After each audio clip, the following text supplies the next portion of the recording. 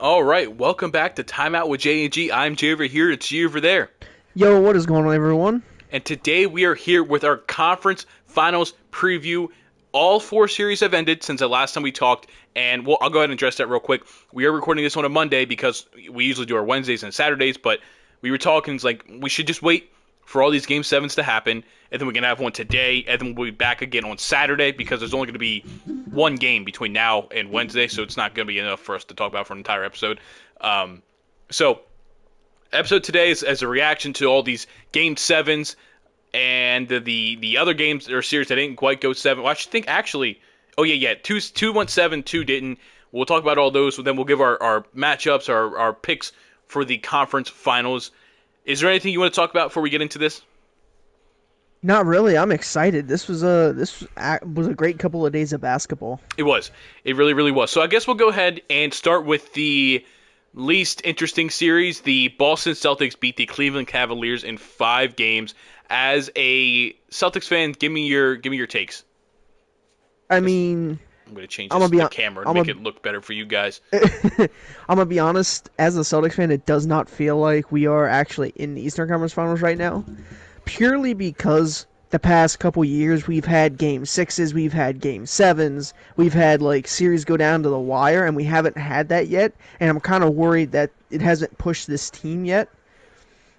But I'm also glad because now we've had plenty of rest between both the first two series. You guys really have. And Yeah. outside of really Porzingis, you guys aren't too banged up, unless I'm forgetting about somebody. No, it's just Porzingis, and even then, with the way I'm looking at it is, if we go up like 2 games to nothing on the Pacers, I'd be real thinking about keeping Porzingis out and just resting him for the Pacers series, depending on how like the first 2 games go, because I believe he will be out the first 2 games at Yeah, least. yeah. I think it would be a good idea to get him some playtime before the NBA Finals, just to kind of. I know he hasn't missed, like, it's not like he's been out for months or anything like that, but I do Yeah. think giving him, like, if he can get those games 3 and 4, if you guys do sweep, or if it goes 7, you let him play games like 5, 6, and 7, just to let him kind of get back into the rhythm before he's being thrown into the NBA Finals, because big stage there. I think it would just be better for him. But again, like I said, you guys could handle the Pacers in 4, and it could just be like, okay, now he gets a week rest before the next game, and then he'll be ready to go. Again, like I said, it's not like he's been out for 3-4 months. If he's been out for 3-4 months, I think he definitely needs to play. But with it being like 3 to 4 weeks now, he might be okay not playing. Yeah, I'm kind of cooling, and I am actually happy with how Porzingis is held up so far, because usually he's injured by now. But Well, he overall, is. this is well. Usually he's injured, and it's more of an extended injury, Right, right. like we've seen in the past. And the fact that he's made it this far, and this is his first injury this season, and he should be back by Game 3, Mhm. Game 4. I couldn't. If this is the worst it gets, I'm happy with it. You know what I mean? Right. No, I get it. It was definitely a good season for him health wise, and hopefully it doesn't affect it too much. I think I'm not gonna lie, kind of going into the preview, because let's be honest, there's not really much to talk about in this series. Donovan Mitchell missed a few games, and we might have something with that. But you guys handled business. I don't think there's really too much to take away from this series. The better team won by a large margin, and for this team, for this Celtics team, I'm more looking forward to the conference finals, and we'll go ahead and, like, because I don't want to give our predictions yet, because we got to talk about the other game, but like, on a scale of 1 to 10, how confident are you like getting? Do you think you're going to the NBA Finals? Like, do you think there's any type of slip up chance, or do you think, like, no, we are the better team, we are going to get to the finals? It's a 7. I have a 7 out of 10 in my confidence, because the Pacers are a fast-paced team, Hmm. and we did struggle with him a little bit in the regular season. Okay. But I do believe with how good our defense has been playing, even without Porzingis, Hmm. I still think that we have a good enough defense and we have a good enough offense that these could be close games, but I feel like we ultimately do get it. You Yeah, know what I and mean? and as of recently, you're getting a better version of Jason Tatum, more what you're kind of expecting out of him, which we talked about like a week or so ago, that you kind of need this to start ramping up before you get deep into the playoffs. And so the fact that he was able to kind of get through this Cavs series and get get better kind of as the series went on is, I think, big for you guys. I think it's actually very, very big that he's your star player. He's your best player. You need him playing better than, honestly, kind of what he was for the good beginning of the playoffs. So, I mean, I don't really, like I said, I don't really have too much. I think this was the one series. That's why I want to talk about it first, because it just everybody knew the Celtics were going to win this. They won in 5, just like they did the first round. This was what we expected. So, is there anything else you want to kind of like hint on with your? Because it is your team. So, if there's something else you want to talk about, please let me know. I mean, for Tatum, it could have just been a thing where you're going against the Miami Heat. They're without Jimmy Butler. They're not as good as they were last year. He was kind of, just moping around, because he had Porzingis and he did have Brown, and Derek White went nuclear for a game or two. And he might have been, just dragging his feet a little bit. And then when it got towards the end of the Cavs series, he was looking and be like, the next round probably won't be this easy. You know what I mean? And so he was like, you know what, I gotta turn up a little bit. And also with people saying, how he's overrated and all this other stuff, and how DiVincenzo had a 30-piece before Tatum. Yeah. I don't know. I feel like he just decided to turn it on, and hopefully he can keep it on. I think the only thing about it was that it's not that he was like the only thing I disagree about is that like he was taking the shots, he just wasn't making them. You know what I mean? Like that's why I'm not completely on board with the whole moping around thing. 'Cause it's like if we were seeing like a non-aggressive Jason Tatum and he was just kind of coasting, then I would agree with that. But like he was taking the shots, he just couldn't hit them at all. I just think he was just struggling to shoot the ball mightily. I would say, let me rephrase that, not moping around, but he was kind of just like going through the motions, kind of. Like he was doing everything in the game, but it wasn't really like a thing where it's like, oh, well, I have to make these to win. He really wasn't being as impactful as he needed to be. I mean, I don't want to say, maybe not as needed to be because they ended up winning the series in 5, but like he wasn't being the impactful Jason Tatum that we know he is. Yeah, 100%. So, like I said, we'll talk about the Celtics more when we get to the actual preview of the conference finals later. But I do want to jump to the West, and I want to talk about the Thunder-Mavericks series. The Mavericks win by 1 point on free throws, which is kind of funny considering they're playing the Thunder. But the Mavericks are on to the conference finals for the second time in 3 years, I believe. And let me hear your takes on it. Let me hear what you felt about this series and how you feel about this Mavs team. I mean, it was an interesting series to say the least. Shea, I don't think stepped up like he needed to. You know what I mean? Like he kept playing at the level he was, but to get past Dallas, he had to be a step above that, and I don't think he got to that level. I don't really, if I'm being honest, man, I think Shea played a good series. I don't think he just didn't have much help from his role players this series. I mean, even in the elimination game, he had 36 and 8. And it's like J-Dub had 22 and Chet had 21. But it's like a lot of the games in this series, it was Shea taking over, and that was it. Like Jalen Williams, J-Dub did not have the series they wanted from him. Chet was pretty good. Lou Dort was a defensive guy. Isaiah Joe struggled to shoot the ball in a couple games this series. It just, I understand what you're saying. Maybe like as an MVP candidate, you want him to take an extra step. But I really don't think I can put any of this series on Shea. I think a lot of it was he did not get the help from his role players that he's been getting most of the season. If that's how you took it, that is not what I intended. Okay. It was more of a fact that just like you said, he didn't get help. Right. And being at the level that he was, seeing that he needed to take another step up. You know what I mean? Being the best player on the team, being an MVP candidate, seeing that he wasn't getting the help he needed. Now, obviously, it's hard to win when you don't get help. Yeah. It is. But when you see that, you've got to be able to take that next step and basically put the team on your back and say, we're going to win this. I get what you're saying. I just don't know if I get what you're saying. I just don't know really how much more he could have done. He was pretty good in all these games, I'd say. I get what you're saying. I just don't know if it really I don't know. I think I'm more looking at his help than I really was him. I understand. I get your point about maybe he could have taken one more step and dropped a 40 piece, but it's or a 50 piece. But then it's how much is too much? Are you asking for too much out of him now? You know what I mean? Yeah. But I mean, I get what your point is, and I get what you're saying. I want to address the things about this. Again, it's Twitter, so you cannot take it seriously. But there's legitimate talk about people saying this is the worst 1 seed in recent history, and I think that's just that is just a stupid take in my opinion. It is 100% because you also got to factor in, right? It's a young team Hmm. with not a lot of playoff experience. Hmm. I believe this was a rookie head coach or damn near a rookie head coach. This team through and through did not have a lot of experience. Yeah. And they ran into a Dallas Mavericks team that had Luka, Kyrie, PJ Washington was playing pretty damn good so far through the playoffs. Hmm. Derek Lively, who has shown up in the playoffs, like they just ran through a Dallas Mavericks team that had a 5 seed. Pretty damn good. Yeah. Pretty damn good as for a 5 seed. Yeah, I agree. Like I said, it kind of goes back to what I was saying earlier. Like they had some role players that didn't really play like they have been most of the season, and they lost to a good Mavericks team. You know what I mean? A dangerous Mavericks team. And as the 1 seed, yeah, sure, you want to at least make the conference finals. That would be ideal.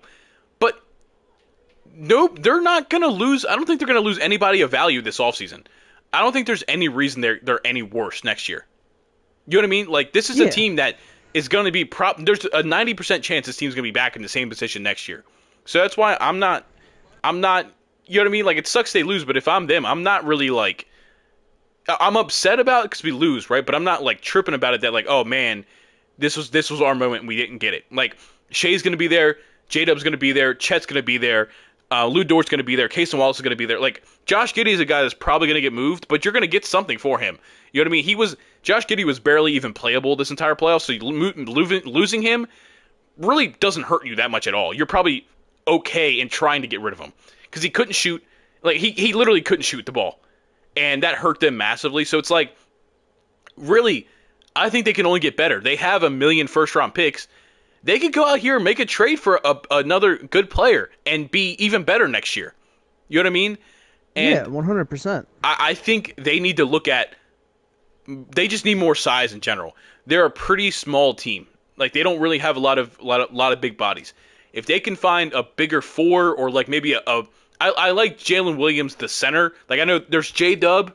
They're both Jalen Williams, but I like J Dub is what I call like the small four power forward, the guy scoring 20 some points. But they have Jalen Williams, their backup center, who's cool and stuff like that. But it's like I think they really need a good rim protecting five. You know what I mean? Just to come off the bench and take some minutes against a team like they kind of got dominated in the rebounding.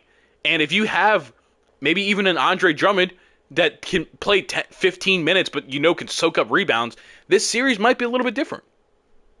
I was actually thinking on a different level to that when you said about bringing size. I was thinking more go to a team that's not that good and get a big man that is, I don't know, I can't remember if he's starting or coming off the bench, but using the picks and Josh Giddey and going and get Walker Kessler from the Jazz.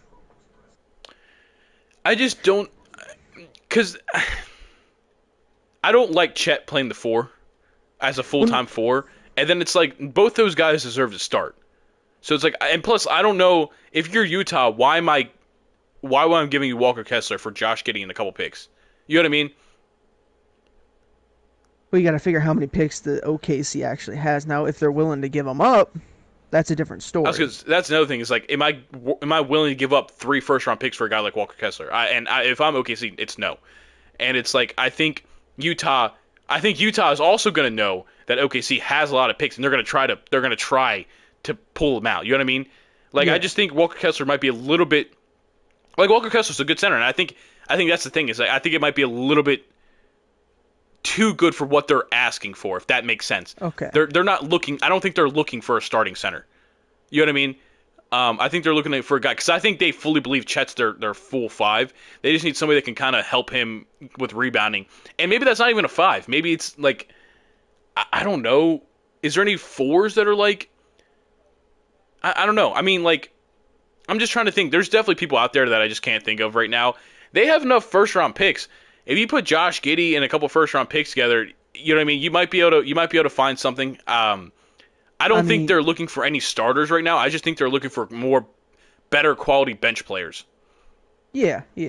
I mean, this probably won't happen, but because of the contract, but going and getting Grant from the Hornets gives you a bigger body. Does it? Grant's It not does. exactly. He's not as tall, but he's built. I was thinking What about like a Jeremy Grant? A guy that can kind of be versatile Ooh. 3 and 4, can give you another scorer. I know he's kind of on And a bigger contract, but like, you know what I mean? Portland's not going to be good anytime soon, as far as we know. Yeah, They might be willing to give him up. yeah, yeah. Especially for like they might take a flyer on Josh Giddey, because it's like maybe we just kind of let him go after his contract's up. You know what I mean? Or they're still trying to figure out a lot of things in Portland. So maybe they're like, okay, yeah, we'll take a couple first round picks and Josh Giddey for a guy like Jeremy Grant, because like I said, yeah, Jeremy Grant's meant to be on a winning team, not, you know what I mean? Like it Yeah. might just be in their better timeline to move on from Jeremy Grant and not want to pay him that big money now that they're not competing. I don't know. That's a guy, and like I said, it doesn't really help their rebounding problem with the 5 spot, but they could bring in Jeremy Grant and then also bring in. They could still bring in Andre Drummond, because he's not going to be asking for a lot of money either. You know what I mean? Yeah. So it's like I really think the Thunder are going to be better. You obviously have to worry about, like, is Shea going to be able to replicate an MVP season, which I think he definitely can. Is Jalen Williams, J-Dub, going to be able to put together another good season? I think he can. It's like you just have to hope your young guys that were good this year can take that step up, which I don't see any reason they don't. Yeah, no, everything's pointing up for It this is. team. It Everything is is. just pointing to the sky, and I am excited to see it. Mhm. And I'm excited to see OKC getting back into the quote unquote driver's seat of the West, or be up front in the West like they were before when Yeah. they had KD, Russ, James Harden, Ibaka. I'm excited for it. I really am. Heck yeah. I mean, yeah, like I said, but I'll move. I want to move on to the Mavericks. We talked a lot about the Thunder here. Luka finally has a better game.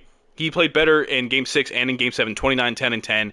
Kyrie gave you 22 points. Derek Lively, a double-double. PJ Washington only had 9 points, but they all came in the fourth quarter. So it's like, and he ended up hitting the game-winning free throws. I mean, just a fantastic win for the Mavericks, man. And this is by far, I think, the best team Luka's had. Oh, 100%. I mean, Jalen Brunson was good, but he's not Kyrie. Yeah. Oh, at that point. Let me preface that. At that point when Jalen Brunson was on the Mavs, he wasn't as good as Kyrie is. Or You know yeah, what I yeah. mean? Jalen Yeah. Brunson was not the player he is now when he was on the Mavs.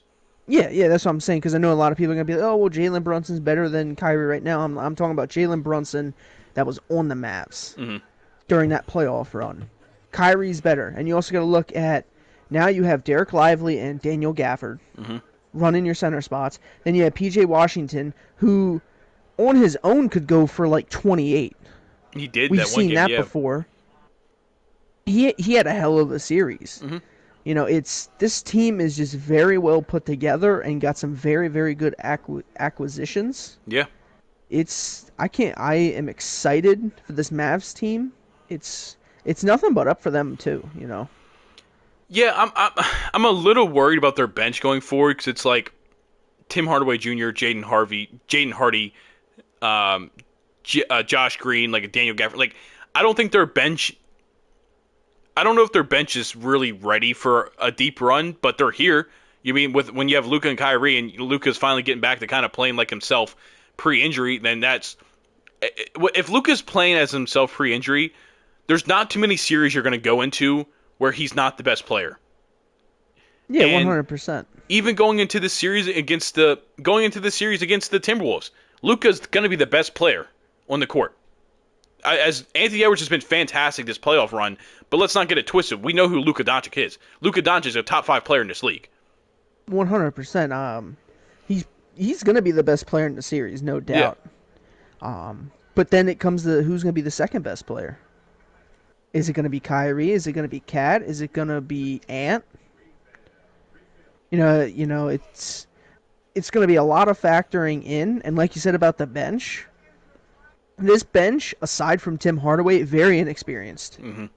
Very inexperienced for the people that are getting minutes. I don't know. This Dallas team is interesting because I also feel like they have the young pieces to be on the up and up for the next couple years. Oh yeah, It's just a matter is if Luka wants to stay in Dallas.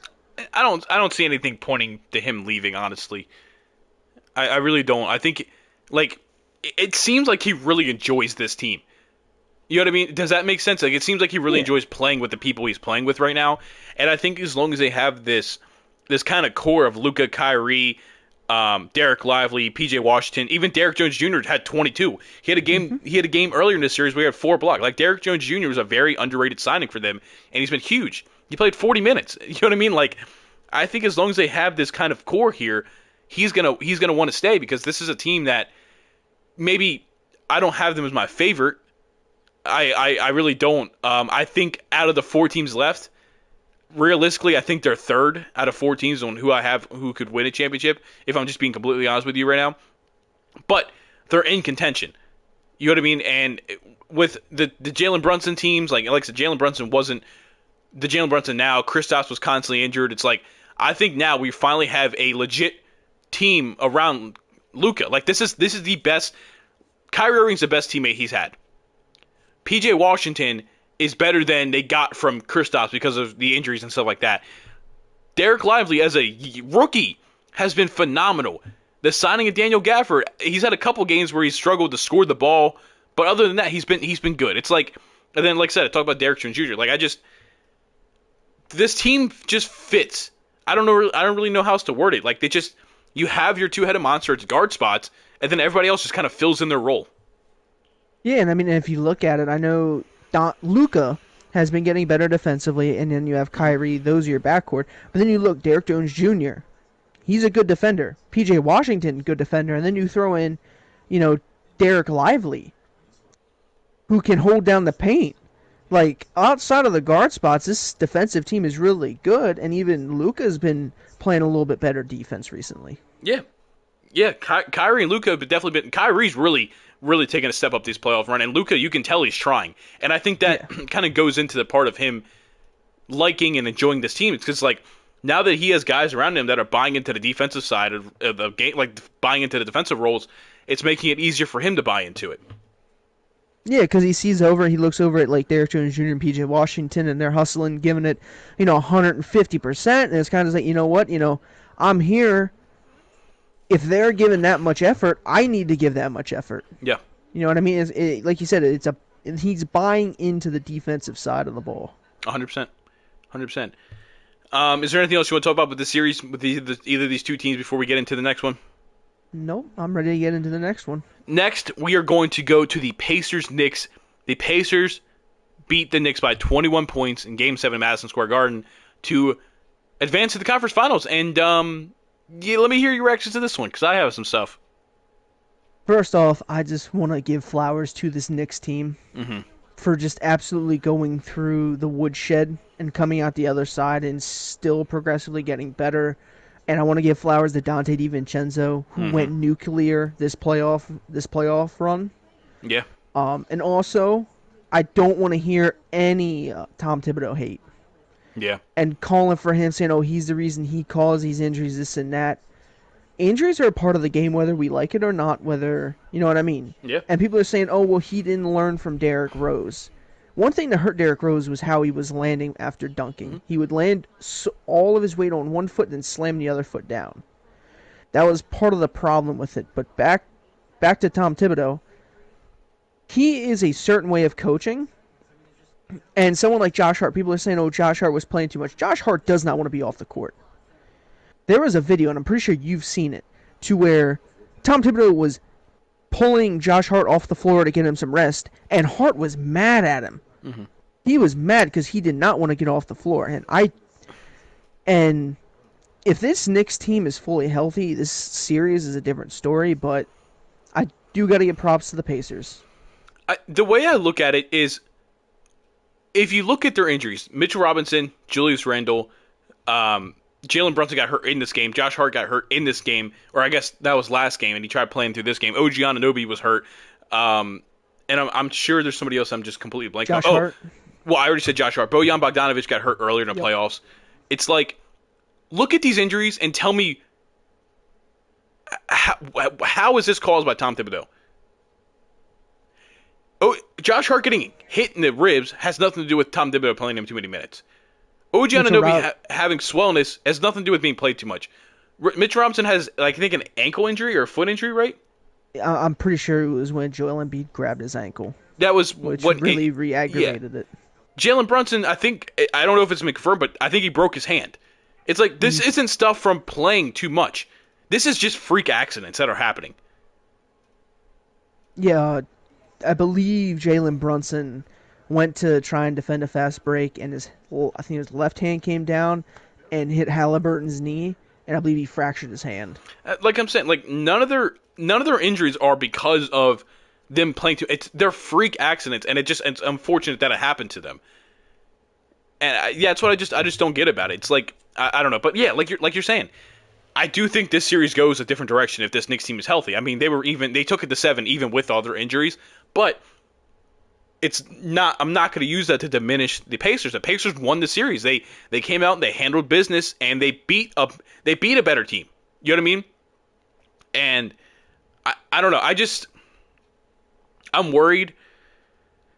I'm worried, right? And the reason I'm worried is I don't want this to be a repeat of the Hawks conference finals run a few years ago, where they get favorable matchups with their injuries or whatever, and they get to the conference finals and they lose to a better team like the Celtics. And the Pacers front office is like, oh man, we were just in the conference finals. We're only like a move or two away, and we're going to be in the finals. Like, the Pacers are not that good yet. And we saw what happened to the Hawks. The Hawks have barely even touched the playoffs since that conference finals run. Yeah, it's been play-ins and first-round exits for the most part.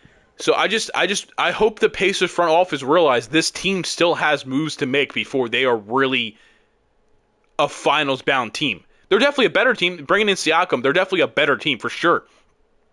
But this is when I mentioned the Mavs were 3 out of 4 on who I think can win the finals. The Pacers are 4 out of 4. I'm not saying it's impossible for them. Look, listen, they might just have one of these runs. You know what I mean? It just might happen, kind of like the Heat did, and maybe they win the finals. But and again, I'm really not trying to take anything away from the Pacers. You can only play who's in front of you, and they've came out here, they've won both series. But you cannot look past the fact that you played a Bucks team with no Giannis the entire series, and Dame missed a couple games, and then you play a Knicks team who have 5 rotational players that are not playing. I just don't. I'm really worried that the Pacers front office is going to try to push this team faster than they're really ready for. Yeah, 100%. I know they do have some young guys, but those young guys aren't really playing a whole lot because of the people in front of them. Other than like, You know what I mean? they do. They have like Neesmith, Andrew Nemhard, Isaiah Jackson. Like they are Ben Shepherd. They do have some young guys playing some good minutes. Yeah. Yeah, and I feel like next year they're going to get a little more experience depending on what happens with this Celtics series if they, you know what I mean, if they can somehow win it, but this Pacers team looks good. They really do. But I just don't know if I trust it. You know what I mean? Just like you said with that Hawks team that just went in and got some favorable matchups, made it to the conference finals, and then lost to the better Bucks team. I don't know if I can trust this Pacers team against the best team they've faced so far without being affected by injuries. Yeah. You know what I mean? And being one of the better defensive teams in the league, I don't know how the Pacers are going to hold up when it comes to like a full-on bashing 7-game series. Yeah, I mean, I'm actually like I'm not a Knicks fan by any means, but I am kind of upset that they're out of the playoffs. And I've there's no ill will towards the Pacers. Like for the Pacers, I'm happy they won. You know what I mean? Like I'm not like upset that they won, but I do like this Knicks team, and they were a team that in one of our episodes back towards the trade or to like the All-Star break when we did our what teams we think are going to be better in the second half. The Knicks were one of my teams in the Eastern Conference. It's just the way that they were playing it. I'm just like I like the way they're gritty, they're tough, and like I said, even with that many role players missing, they still found a way to go out there and win and compete. You know what I mean? And so it definitely sucks seeing them lose because maybe with injuries, it's not the case because OG Anunoby only played 5 minutes and left this game too. So there's a chance OG Anunoby might not have played in the conference finals either. But I think a healthier Knicks team at least makes the series against Boston more interesting. Yes. I guess this can kind of lead into like our predicting for the conference finals. I just think this Boston series is. I think it goes max 6 games, max, and I think it actually ends in 5. I think I have Boston in 5. I had Boston in 6. Hmm. You could argue that this Pacers team is not as injured and better put together, I should say, than the Cavs and the Heat. Yes, Because the Cavs were missing Donovan Mitchell and they were missing Jared Allen. and the Heat And were I missing Jimmy believe, Butler. yeah. So this Pacers team is probably the healthiest team that the Celtics are going to face. Yeah, because really, This, the only thing they're missing is like Benedict Mathurin. yeah. So this is the healthiest team the Celtics has faced. Granted, the Celtics have had I don't know how many days of rest. Hmm.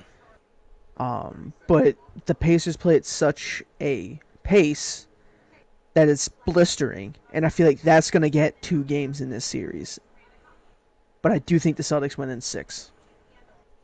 And speaking of that, tomorrow, as we record this, tomorrow is Game 1 of the Eastern Conference Finals. And I'm going to say it, I think the Celtics lose. They've had too much time to rest. I think the Pacers they hit this hot streak, they keep going, and I think the Pacers take Game 1. Celtics take 2, 3, and 4. Pacers take 5, Celtics take 6. Okay, I no, I think the Celtics are going to lose Game 2 again. I think it's going to go Game 1 in Boston, they win, and then Game 2 they lose. Yeah, Game 2-itis. I hope not. I mean, obviously, as a Celtics fan, I hope we 4-0 them and just get to the finals as fast as possible. But I don't think that's a realistic possibility here. I I think you're being a little too humble with it. I think I just think the Celtics are the better team by far, and I understand like being a Celtics fan, you might not want to come on here and be like, "Oh, we're just gonna dog walk them," but I genuinely think that's what's gonna happen. I mean, really do. everyone thought they were gonna dog walk the Heat team, and it went 5, and then Really, like I mean, they won one game, that's more. A lot of people had it being a sweep. but is that really enough to make you worried? Them losing one game? Yes, I just think that's kind of being a little ridiculous. dude, the Celtics. I just like I've told you before. I don't trust it until the buzzard says zeros. I am very cautious and very wary anymore about my teams. I mean, I get that to a degree. I just think we got to call a spade a spade. The Celtics are the better team, They are. and I just like I said, this Pacers team with the way their offense moves, I can definitely see them like maybe taking a game two because it just seems like that's the Celtics losing game two is something that I would look at, be like, okay, yeah, that's a tangible thing to be worried about, but to think just because they've went 5 in both these series means that they like I'd be worried about them. I just no, I think this probably goes 5. Like I said max 6. I don't know, man. This Pacers team they're not ready. They're just not ready for this. Yeah, I mean, what the person with the most playoff experience on this team is what Pascal Siakam. Yeah, he's got a ring. He's got her, and then who's next? Miles Turner, Um, T.J. McConnell, TJ McConnell, yeah. who he's been playing pretty good off the bench. Yeah, TJ let's be McConnell's been honest very here. good. He's been very good. Give him his flowers, but I don't know. I'm always just very worried, especially with what happened last year in the conference finals. Right. I just at this point I don't want to look at a team and be like, oh yeah, we're gonna sweep them. We're gonna sweep them, because it always just backfires or win in 5 because usually it backfires on me.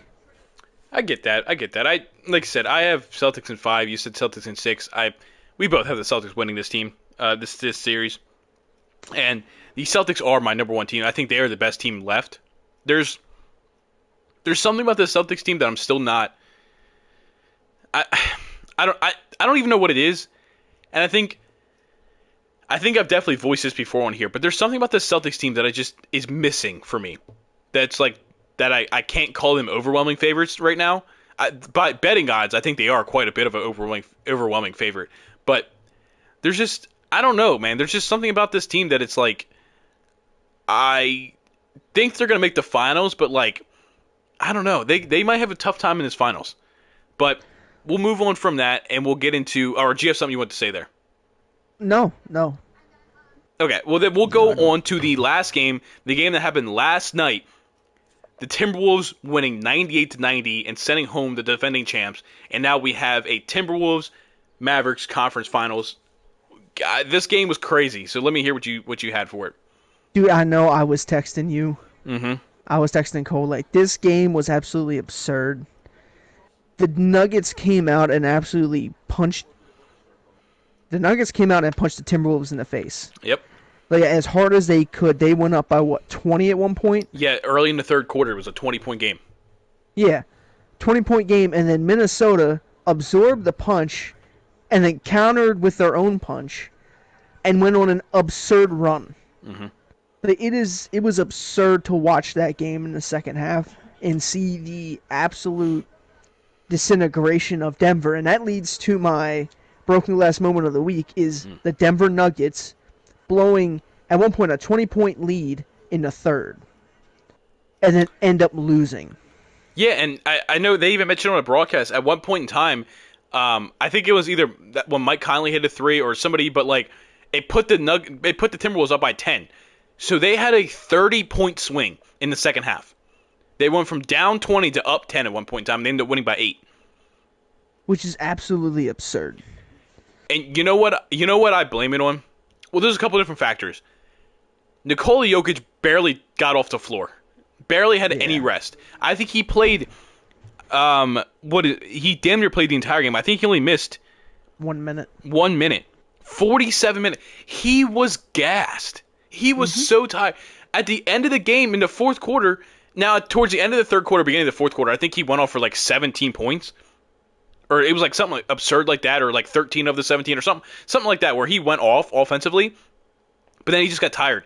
He kept settling for threes. I think he went like 1 for 10 from 3 or something like that. Like he kept settling because he was tired and he couldn't get into the paint against Rudy Gobert, against Karl-Anthony Towns, who both Rudy Gobert ended up fouling out and Cat had 5. But it didn't matter because they made it tough on Jokic. And statistically, 34, 19, and 7 is a good game. But yeah, you watch the game, Jokic was I don't want to use the word struggling. He was laboring, man. He was putting in a lot of work to get his stats. And by the end of the game, he just had nothing left in him. Oh yeah, 100%. And you talk about the Rudy Gobert having 6. Me personally, that 6th foul was a little ticky tacky in my opinion. Yeah. It was a little ticky-tacky, but, you know... They were in Denver. Won. Yeah, they were. But also, Rudy Gobert hitting 7 of 9 free throws. Oh, yeah. And then I believe you've seen the shot by now. When he catches the ball, dribbles to the right, then comes back and does practically a fadeaway over Jokic and nails it. Yeah. That was at that point where it's just like, I don't see the Timberwolves losing if Rudy's hitting that shot in that moment. Well, then they had the one earlier where I think this might be a little hazy, but I think Anthony Edwards put up a 3 or like a deep mid-range and it bounced off, and Naz Reid just came in and just slammed it for a putback. And it's like, yeah, all the momentum at that point in time had completely shifted to Minnesota. And this is the first time in a long time I've seen this Nuggets team look just completely defeated. They just looked lost out there. Yeah, and I mean, looking at the box score, and we both watched the game, but Michael Porter Jr. was non-existent in scoring. I think at one point it was either very, very late in the third or beginning of the fourth quarter. He hit a 3, and that was his first 3 of the night. He was like 1 for 7 at that point in time. Yeah, at the end of the game, he went 3 for 12 from the field and 1 for 6 from 3 with 7 points. And Aaron Gordon was pretty much a non-factor in this game. Yeah, he only shot 5 times. They did a very good job, because a lot of the time Aaron Gordon gets like the short rolls, the cuts to the basket. The Timberwolves were all over it. They were not letting him They were not letting him get into the paint. They were not letting him find open spaces to run. Yeah, and one thing that I do got to give the Timberwolves is they were primarily putting Cat on Jokic defensively, and then having Rudy Gobert kind of help. Yeah, Rudy Gobert would actually guard Gordon, but he would just shade down into the paint.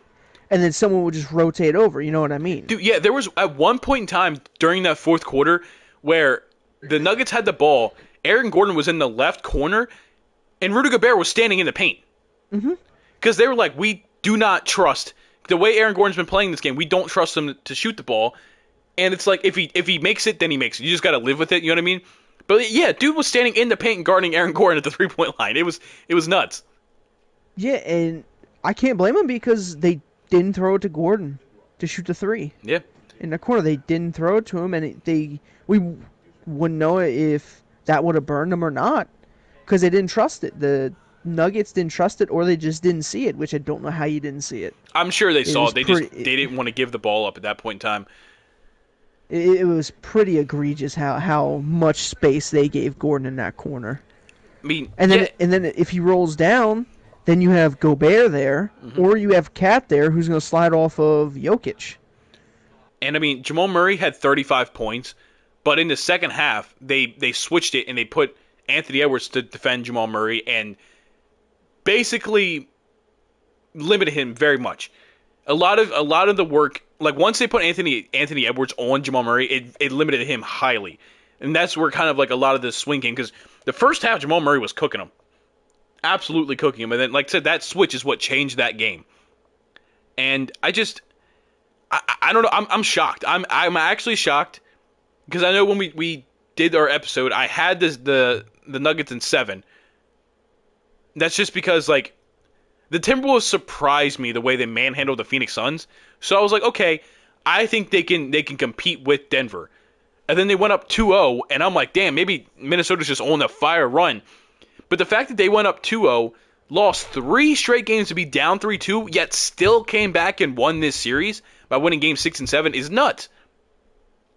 Like this team is like, I think if this is the scariest team left in the playoffs because it's like these guys are tough. These guys are full of grit. These guys like will not give up.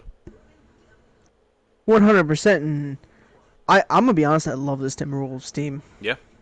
From Gobert to Anthony Edwards to McDaniels to Naz Reid off the bench, and I just want to shut this down right here. Rudy Gobert. Everyone wants to say, oh, he's not that good of a defender because of his days in Utah. You get played off the court during the playoffs. Who was playing defense on that Utah team outside of Rudy? Yeah, there wasn't a lot. Now you look at this Timberwolves team. Now you got Cat who stepped it up defensively against Jokic. You've got Mike Conley, who's a veteran guard who can play a little bit of defense. Anthony Edwards is yeah, he's stepped up his defensively. Yeah. Jaden McDaniels is just an absolute beast. Nickeil Alexander-Walker stepped up defensively. This is just an absolute monster team, offensively and defensively. Mm-hmm. Well, offensively, not quite. And I know I talked about it with you, sometimes this Minnesota's offense can be frustrating. They resort to a lot of iso ball in late game situations, and as great of a player as Anthony Edwards was, he didn't shoot the ball very well because some of the shots he was taking were awful. Were just absolutely awful. And he took that one where he took like a spinning fadeaway in a mid-range, like was still at least 16 seconds left on the shot clock. I'm pretty sure there was a lot of time on the shot clock, and he missed it. And it's like, what is that shot? Like he walked down the court, didn't pass it to anybody, goes in, spin fade, pulls up, misses. It's like I don't know. Just sometimes this Minnesota offense can just. I think they were near the bottom in fourth quarter scoring, and it's because a lot of times late in games they resort to iso ball, and it's like I don't know. I don't get why. Yeah, and I know there were a couple times watching where I think it was like 2 or 3 times Anthony Edwards would have the fast break and he'd have 2 people, basically a 3-on-2 fast break, and instead of passing it to the open guy, he'd end up taking it up himself. Yeah, that one where he was on the break, and I don't know who he had in the corner, but he ended up going at 2 Nuggets defenders, and they knocked it out of bounds, and they gave it back to the Nuggets, and he was like complaining to the ref, and it's like, I understand he might be trying to get the foul call to get the free throws, but it's like you have somebody open. Yet he put up like a lazy layup attempt to try to get the foul, and it just got knocked out of the back of his hand. Yeah, there's just, and that's what kind of worries me about this team.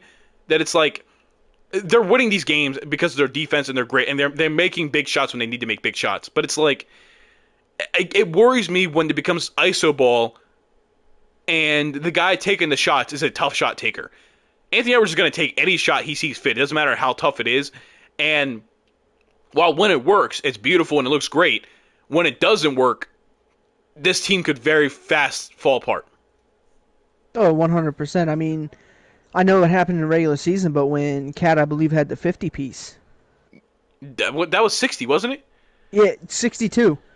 And they Yeah, lost, it was 62, and they lost, and they were trying to keep feeding Cat to get him more points, and it just disintegrated, and they lost that game. Yeah. And sometimes I just feel like they try and force the ball where the ball doesn't need to be forced. Like 24 shots and you only make 6. Yeah, he did not shoot very well, but he did a lot of other stuff to help to win. He did. He had 8 rebounds, 7 assists, 2 steals. It's just that shooting is just an outlier. 6 for 24, 2 for 10 from 3. It just... Yeah, but like I said, they won. I mean, they did. So this leads us to the conference finals. The Dallas Mavericks, Minnesota Timberwolves. Who do you have and how many games? I think this goes 7. Yeah. I think this does go 7. And I'm going to give the nod to the Mavericks. And the reason is I feel like they have more players that can score more consistently, if that makes sense. Yeah. Like, you look at it, you have Luka, Kyrie, PJ, who's going off for 20 before, Tim Hardaway Jr., who hasn't really had his game yet, I don't think. Daniel Gafford has been known to go off for 20. Derrick Jones Jr. had, 22? 22, yeah. 22. There's a lot more scores, in my opinion, on this Mavs team. And you also have to look at the overwhelming thing that they have Luka, who can score on his own, but is arguably one of the best passers in the game. And his court awareness is unmatched. I just think the Mavericks do take it in 7. I'm going Timberwolves in 7. I think if Luka and Kyrie struggle to score the ball in this series like they did against OKC, this Timberwolves team is the best defense in the league, and I just think they match up super well against this Mavericks team. Because I mean, you have Mike Conley, who's a good defender, at least at this point in his career, a serviceable defender. Anthony Edwards, Jaden McDaniels, Cat's been stepping it up. Rudy Gobert, you have 4-time DPOY. Naz Reid off the bench. Nickeil Alexander off the bench. It's like they have people at every position that can guard everybody on this Mavericks team. Of course, if Luka's got it going, there's only so much you can do. You can just limit him. You can't really shut him down. Same with Kyrie. If these guys got it going, you know what I mean? I trust Cat on PJ Washington with Rudy Gobert sitting behind. I do. As good as PJ Washington's been, Cat is the better player, and Rudy Gobert sitting behind is going to be really, really tough. Same way with as good as Derek Lively's been, as good as Daniel Gafford's been, they're going against a lineup with 2 centers on the court. Yeah. You know what I mean? And between Nickeil Alexander-Walker, Jaden McDaniels, Anthony Edwards, and Mike Conley, they're going to be all over Luka and Kyrie.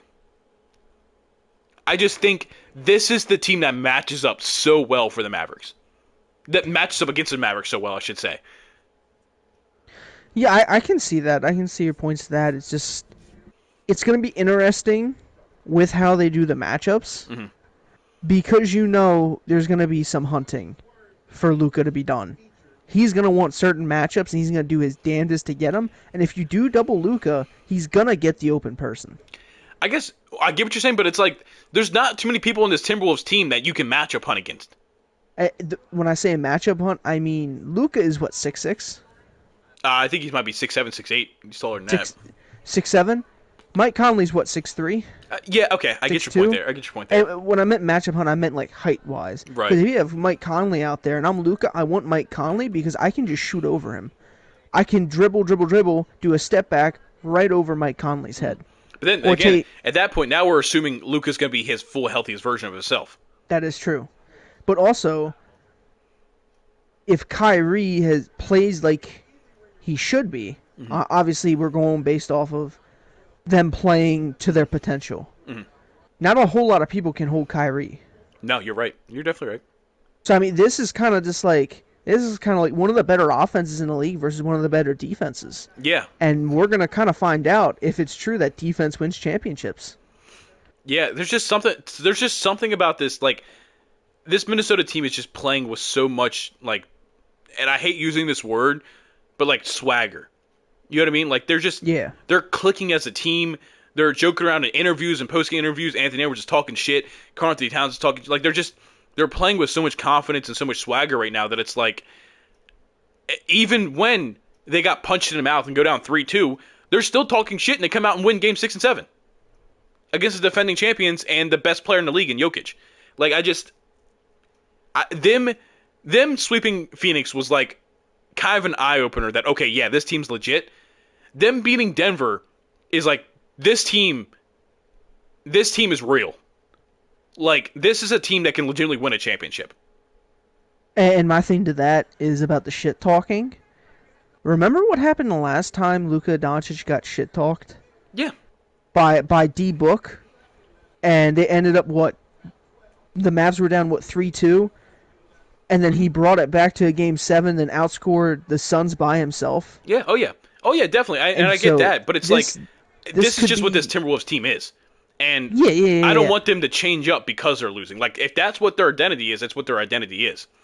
Yeah, and I'm saying is that if like Ant starts shit talking Luka, they got to be ready for Luka to come out and just be freaking nuclear. Right.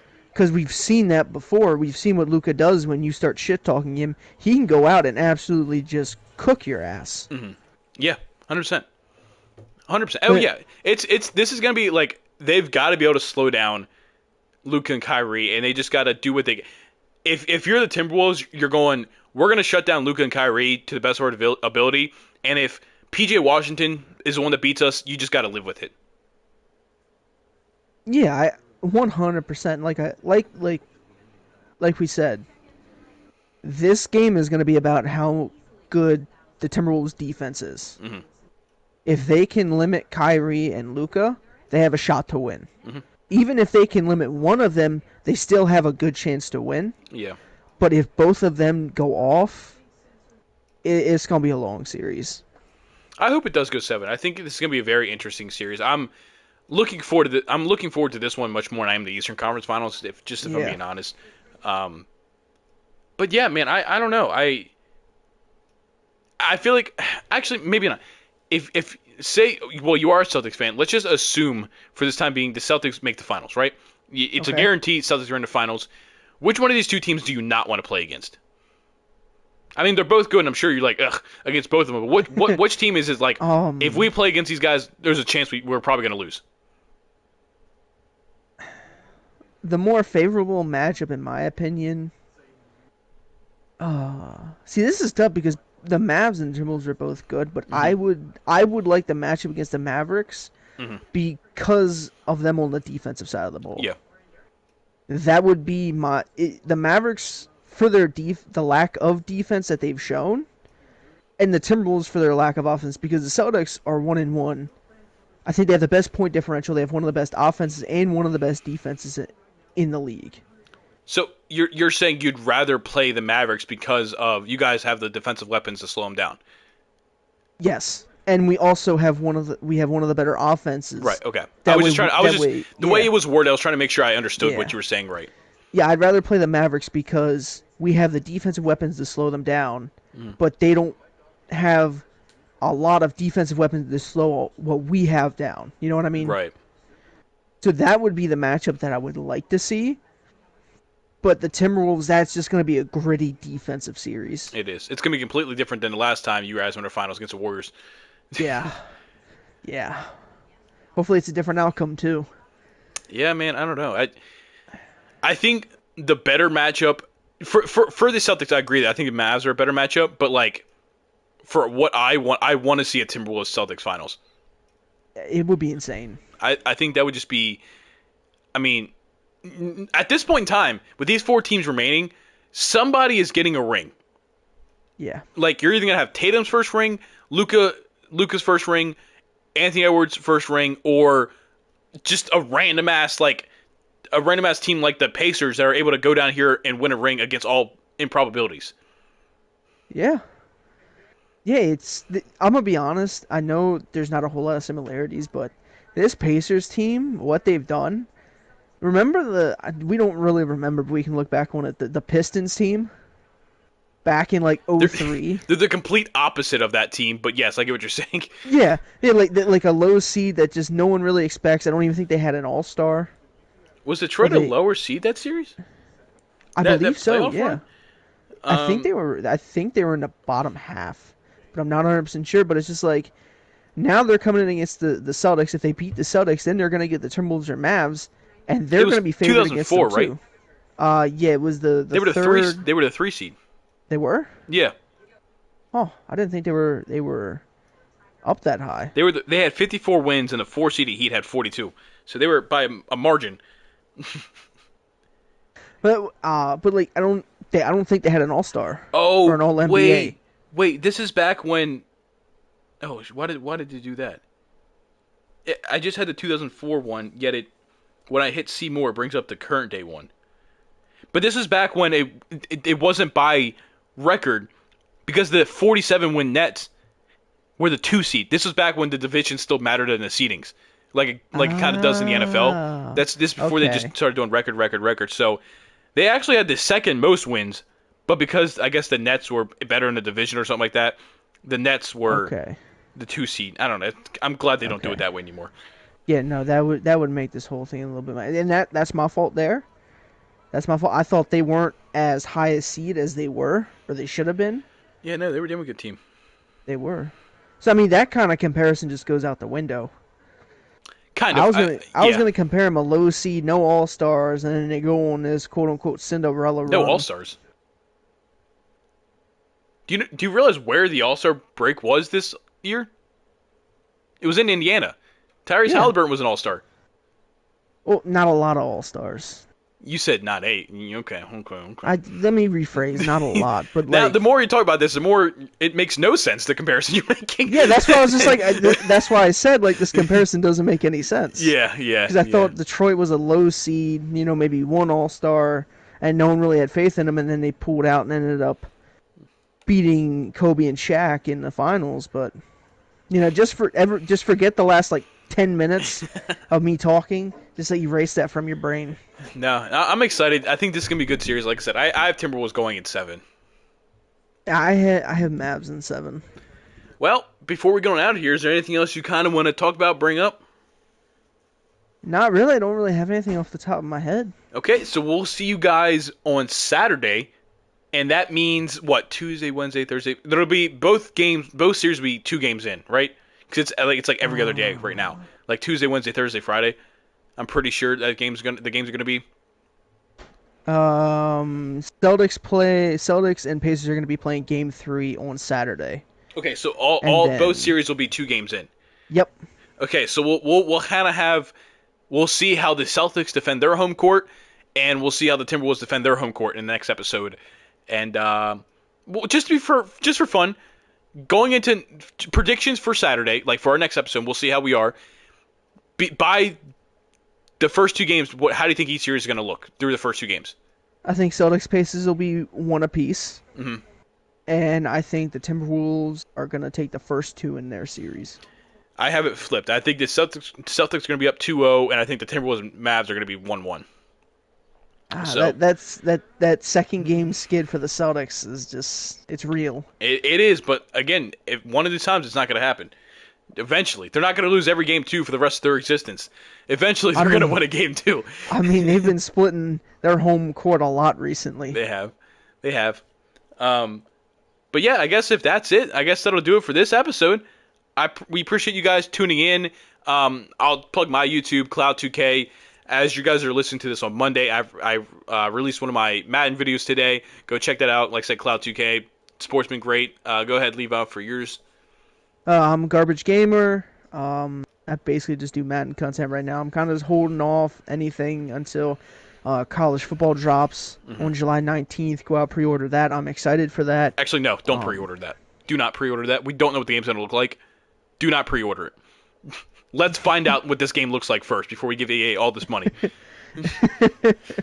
But I am excited for that, whether the gameplay is good or not. I am going to be doing a lot of I'm going to be doing dynasties and trying to do that aspect of it, and I'm excited for that. I'm excited just to have another college football game, and me too. This is EA's chance to knock it out of the park, and redeem themselves a little bit. Let's hope This so. this is their chance, and if they screw it up, then I don't know. I don't know anymore.